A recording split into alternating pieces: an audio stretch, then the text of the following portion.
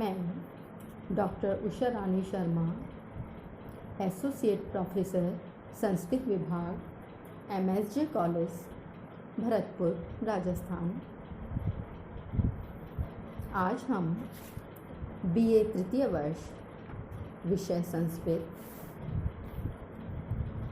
प्रश्न पत्र प्रथम के पाठ्यक्रमानुसार भारतीय दर्शन के सिद्धांत पुस्तक का अध्ययन करेंगे।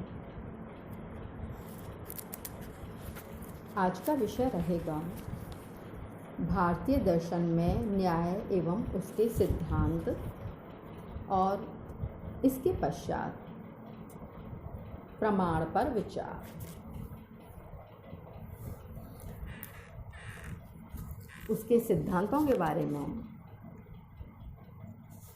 जो हमने अभी तक बताया है कि 16 पदार्थ हैं और उनमें पहला है प्रमाण। तो प्रमाण पर न्याय दर्शन में गहन चर्चा की गई है, इसीलिए आज हम प्रमाण पर ही विचार करेंगे। प्रमाण विचार न्याय का तत्व ज्ञान उसके प्रमाण विचार पर अवलंबित है। इसके अनुसार यथार्थ ज्ञान प्राप्त करने के 4 उपाय हैं: प्रत्यक्ष, अनुमान, उपमान तथा शब्द।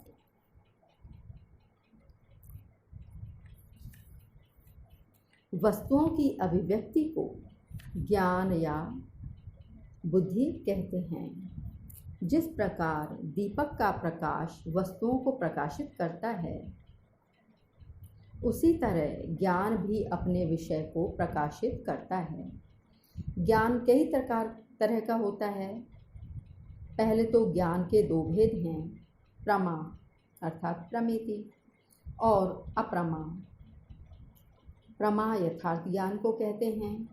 प्रमा के 4 भेद हैं: प्रत्यक्ष, अनुमान, उपमान तथा शब्द।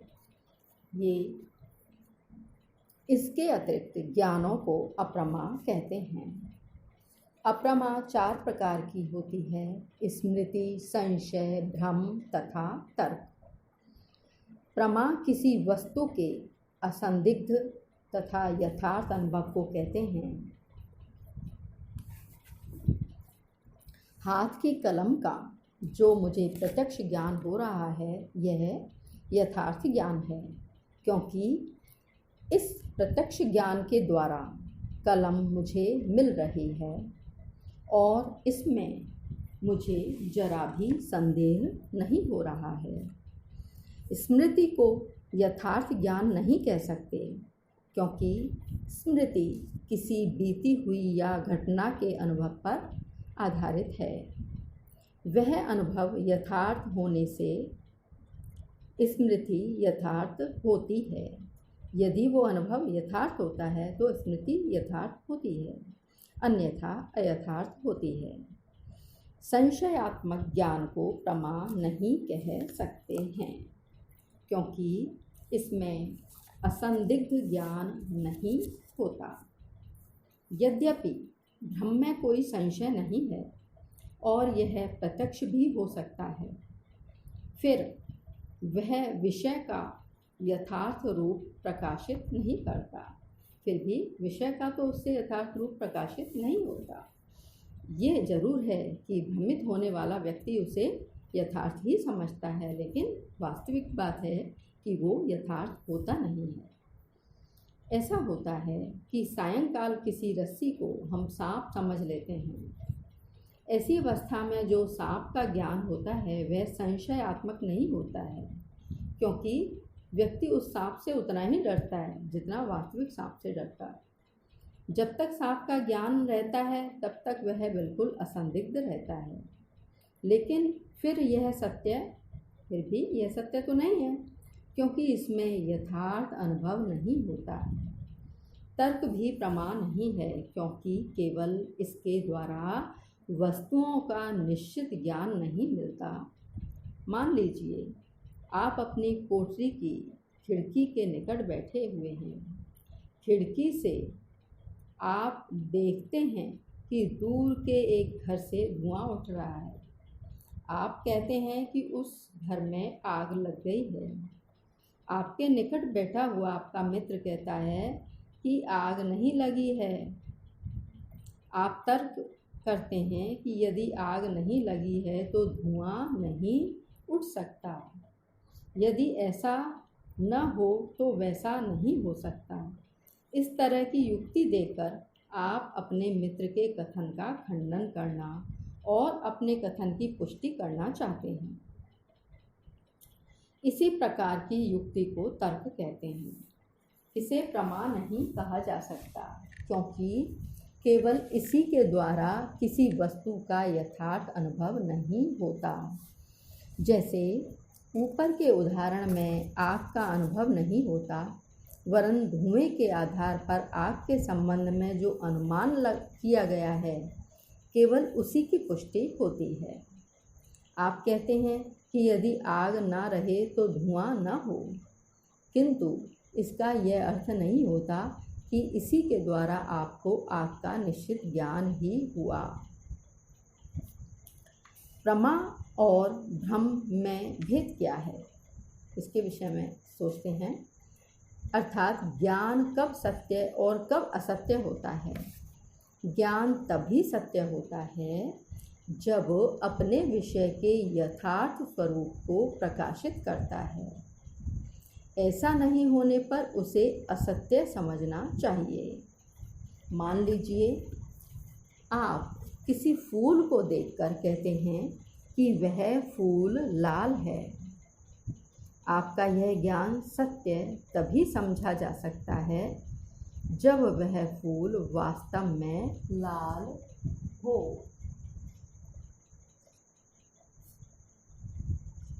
आपका यह ज्ञान सत्य तभी समझा जाएगा जब वह फूल लाल होगा।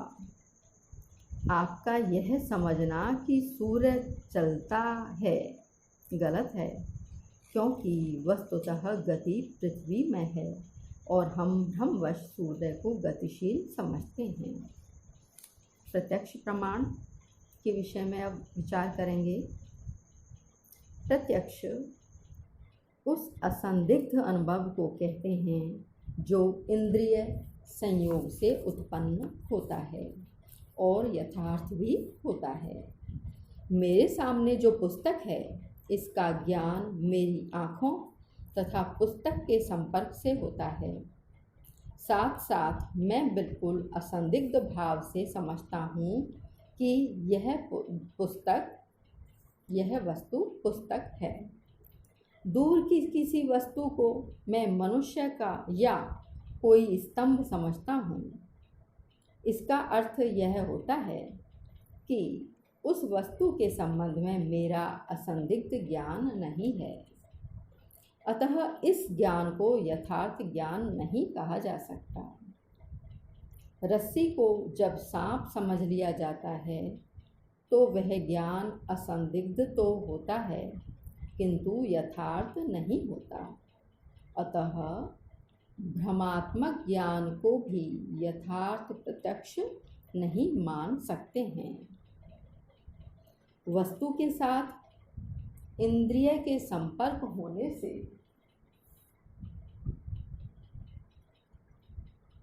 जो अनुभव उत्पन्न होता है उसे प्रत्यक्ष कहते हैं। यह लौकिक और अलौकिक के भेद से दो प्रकार का होता है। जब इंद्रिय का संयोग वस्तु के साथ होता है तब लौकिक प्रत्यक्ष होता है। यह बाह्य तथा मानस के रूप में दो प्रकार का होता है। बाह्य प्रत्यक्ष आँख, नाक, कान, त्वचा तथा जिह्वा के द्वारा होता है। मानस प्रत्यक्ष मानसिक अनुभूतियों के साथ मन के संयोग से होता है। इस तरह लौकिक प्रत्यक्ष 6 प्रकार के होते हैं: चाक्षुष, श्रौत, स्पर्शन, रासन, घ्राणज और मानस। अलौकिक प्रत्यक्ष 3 तरह का होता है। पहला है सामान्य लक्षण। हम कहते हैं सभी मनुष्य मरणशील हैं। इसका अर्थ यह नहीं है कि मनुष्य अमुक अमुक मनुष्य मरणशील है, केवल अमुक अमुक मनुष्य मरणशील है। इसका अर्थ यह भी नहीं है कि केवल मृत मनुष्य ही मरणशील थे, वरन इसका तो यह अर्थ है कि जितने भी मनुष्य हैं, चाहे वे अतीत काल के हों, वर्तमान काल के या भविष्य काल के हों, सभी मरणशील हैं।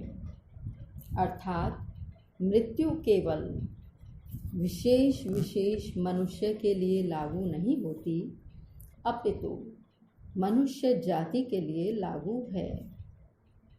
दूसरा भेद है ज्ञान लक्षण।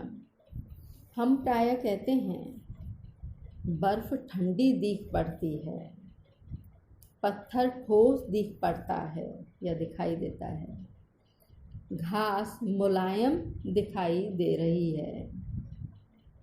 यदि इन वाक्यों को अक्षरशः लिया जाए तो इनसे यही अर्थ निकलेगा कि बर्फ का ठंडापन, पत्थर का ठोसपन या घास का मुलायम होना आँखों के द्वारा देखा जा सकता है, लेकिन ठंडापन या ठोसपन तो स्पर्श के द्वारा जाना जा सकता है।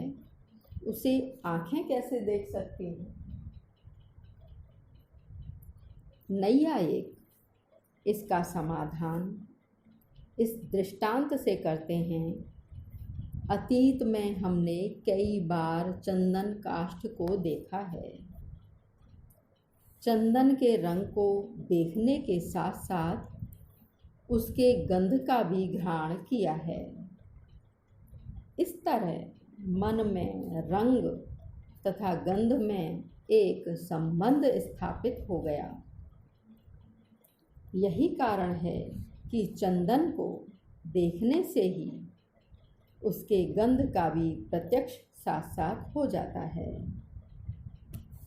इस उदाहरण में वर्तमान गंध का अनुभव अतीत के गंध के स्मरण पर आधारित है, अर्थात इस तरह का अनुभव अतीत ज्ञान के कारण होता है।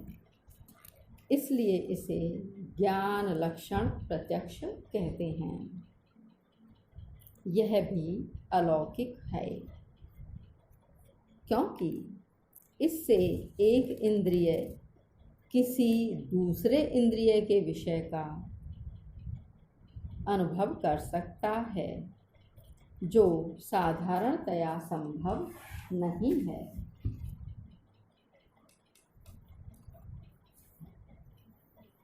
तीसरे प्रकार के अलौकिक प्रत्यक्ष को योगज कहते हैं। इसके द्वारा भूत तथा भविष्य, गूढ़ तथा सूक्ष्म, निकटस्थ या दूरस्थ सभी प्रकार की वस्तुओं की साक्षात अनुभूति होती है। ऐसी अनुभूति केवल उनको हो सकती है जिन्होंने अपने योगाभ्यास द्वारा अलौकिक शक्ति प्राप्त की है। जो योग में सिद्ध हैं, उन्हें योगज सिद्धि आप से आप या अर्थात अपने आप प्राप्त हो जाती है और उस शक्ति का कभी नाश नहीं होता। दूसरा प्रमाण अनुमान है। अनुमान प्रमाण, इसके विषय में हम आगे पढ़ेंगे। अगले क्रम में इसका आशय जानेंगे। ये अनुमान प्रमाण क्या है। आज का गृह कार्य है, न्याय दर्शन के अनुसार प्रत्यक्ष प्रमाण की विवेचना कीजिए।